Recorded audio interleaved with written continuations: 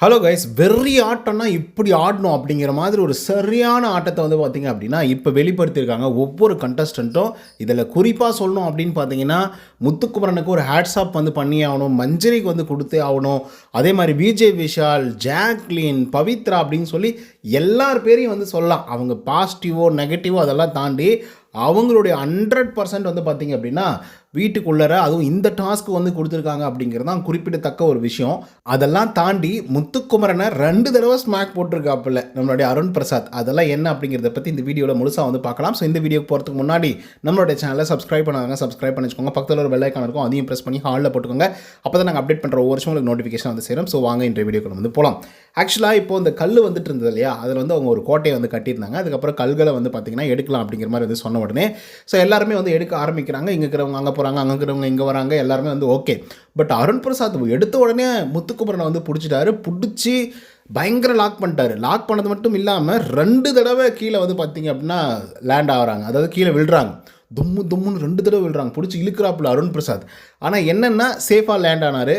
அதே மாதிரி பிடிச்சி அவரால் என்னமே பண்ண முடியல. அப்படி ஒரு புடி ஒரு உடும்பு புடி அப்படின்னு வந்து சொல்லுவாங்களா, அந்த மாதிரி ஒரு உடும்பு புடி வந்து பார்த்திங்க அப்படின்னா நம்மளுடைய அருண் பிரசாத் அவர்கள் முத்துக்குமரனை பிடிச்சதுக்கப்புறம் பயங்கரமாக அவரால் என்னமே பண்ண முடியல. சுத்தமாக ஒன்றுமே பண்ண முடியல. கத்துறாரு, கதறாரு.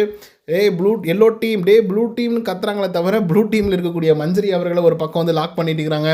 இந்த பக்கம் ஜெப்ரி அவர்கள் வந்து பார்த்திங்கன்னா தீபக் அவர்களை லாக் பண்ணிட்டுக்கிறாரு. அந்த பக்கம் ரஞ்சித் மட்டும்தான் வந்து ஃப்ரீயாக இருந்தாப்புல. அந்த ஆள் மட்டும்தான் அங்கே போய் அங்கே ஓடுறது இங்கே ஓடுறது கல் எடுக்கிறது அப்படிங்கிற மாதிரி வந்து இருந்துட்டு இருந்தாங்க. பட் மற்றபடிக்கு பயங்கரமாக ஆடி இருக்காங்க, வேறு லெவலில் வந்து விளையாடிருக்காங்க. சரியான வைலன்ஸாக வந்து இருந்துட்டு இருந்தது. 2 தடவை அருண் பிரசாத் அவர்கள் தூக்கி முத்துக்குமரன் அவர்கள் வந்து போடுறாங்க. போட்டதுக்கு அப்புறம் வந்து விஜய் விஷால், ரயான், அப்புறம் ராணவ் இவங்கெல்லாம் வந்து சொல்கிறாங்க, டே அருண் தயவுசெய்து விட்டுரு அருண்னு சொல்லி கத்திட்டு வராப்பில். ஏன்னா அவ்வளோ அக்ரெசிவாக தெரியுது, அது பார்க்கும்போதே அக்ரெசிவாக வந்து தெரியுது. ஸோ அதுக்கப்புறம் கூட முத்துக்குமரன் எந்திரிச்சிட்டே நாங்கள் சேஃபாக தானே விளையாடிட்டு இருக்கோம், போய் விளையாடுங்களா அப்படின்னு சொல்லிட்டு போகிறாப்புல. அது வந்து ஓகே, பெருந்தன்மையாக இருக்கும். ஏன்னா கேமில் இதெல்லாம் நடக்கிறது சகஜம் அப்படின்னு சொல்லி இந்த மனசு ஏற்றுக்கிறாருன்னு வச்சுக்கோங்க.